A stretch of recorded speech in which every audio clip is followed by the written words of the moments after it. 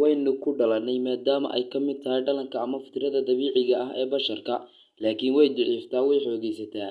Waa la dhigtaa barashadeedana waxay ku salaysan tahay aragnimada aynu nolosha ka helno iyo sida laynoo soo barbaariyey. Dabcan waxaynu u jeednaa didiilada oo aynu muuqaalkeennan ku soo qaadani doono. Magacaygu waa Jimcaale Daahir, halkanina waa Selgaard Media. Hay'adda Caafimaadka Adduunka ee WHO waxa ay didiilada ku qeexday inay tahay habdhaqan maskaxeed xoog weyn oo abuura dareen qanacsanaan, rajo iyo didiilo iyo kalsooni leh, kuwaasoo qofka ka fogeeya dareenka rajo-xumada, caajiska, calaacalka, guuldarrada iyo gacan hoorsiga. Sidoo kale, digtoorka cilmi baadhaha ah ee loo yaqaan Martin Seligman ahna aasaasaha cilmi nafsiga togan didiilada waxa uu ku qeexaa habdhaqanka rajooyinka wanaagsan ee ka yimaada dhinaca nolosha nuuraysa. Haddii aynu isla fahanay didiiladu waxa ay tahay, aan haatanna milicsano sidee ayay didiiladu u saamaysaa qofka. Rajo wanaagsanayaasha waxa ay siisaa dhiirigelin xoog ah, iyada oo siisa karti iyo awood ay ku wajahaan caqabadaha. Waxa ayna xoojiyaan hanaanka xulashada aragtiyaha oo u sahasha inay arkaan, isku xidhaan, hanaansadaan, kana faa'iidaystaan wejiyada fursadaha ee horyaalla oo iswaafajinaya noocyada kala gedisan ee kashooyinka. Dhanka kale, kuwa rajo xumayaasha ah waxa ay burburiyaan oo diidaan dhammaan wanaagyada nolosha iyo awoodahooda.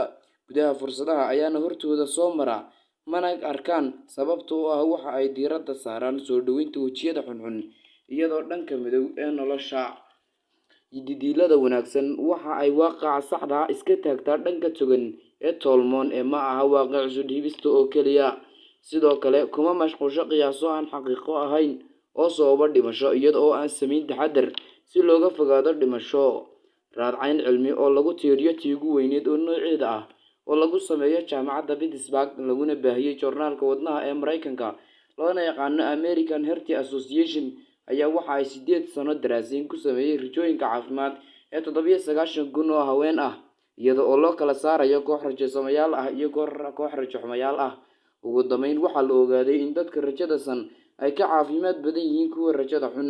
Ku dhicista xanuunada wadnahana ay 9% ka yar yihiin, sidoo kale 14% ay ka yar yihiin inay u dhintaan xanuunada nooc kastaba ah.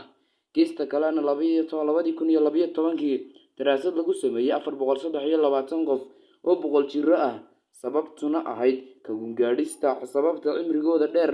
Ugu dambeyn ayaa Dr. Neil Barsalash sheegay waa kuwo ku raaxaysta aragtiyaha iyo dabeecadaha xooggan ee ka turjumaya aragtiyaha togan ee didiilo leh nolosha. Intaas ayaanu kusoo gabagabeynaynaa muuqaalkii aynu ka hadlaynay didiilada. Like saar haddii uu ku qanciyay muuqaalku, lana wadaag saaxiibada daawade, isagoo mentigana nagula wadaag.